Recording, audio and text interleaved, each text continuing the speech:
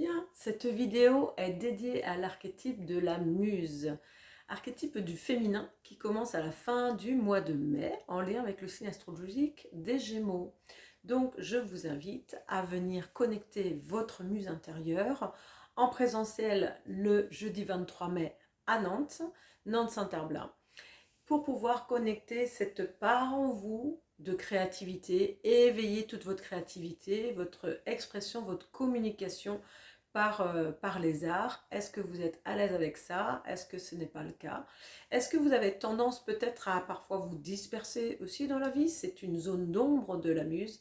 Donc c'est un moment où on pourra faire le point justement sur où vous en êtes dans cet accès à cette spontanéité, de transformation de vos émotions, peut-être parfois difficiles, pour que ça puisse circuler, que ça ne bloque pas à l'intérieur de vous. La muse, cet archétype, c'est celle qui nous guide justement dans ce mouvement toujours extérieur et intérieur pour faire circuler les choses. Elle va danser, elle va se mettre en musique, en chant, etc. Donc c'est une archétype, bien, je connais bien évidemment, puisque j'accompagne depuis 15 ans maintenant en danse du bien-être, danse des éléments. J'accompagne également par le chant.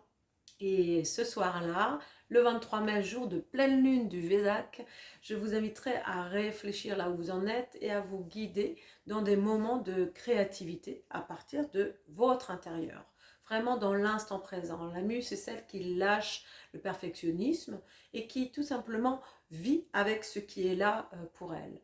Alors, son outil principal, c'est la plume, évidemment, la plume qui inspire les écrivains depuis toujours, mais qui est également le symbole, voilà, des oiseaux en lien avec la terre et le ciel. Donc, on pourrait penser vraiment que cette plume-là, qui nous inspire, nous fait vivre. Quand on n'inspire plus, on ne vit plus. Ce langage français, en tout cas, pourrait nous laisser penser que notre créativité nous permet de vivre. Voilà.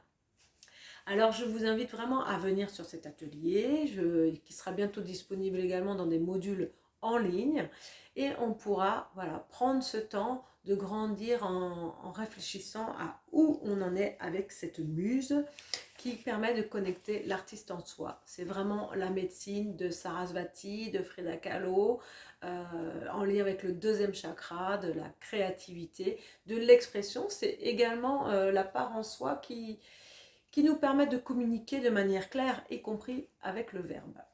Alors je vous dis à bientôt, rendez-vous sur mon site, vous avez toutes les infos en dessous, www.marine-simon.com pour vous inscrire, jeudi 23 mai à Nantes, 19h30 pour connecter votre muse intérieure. Bienvenue!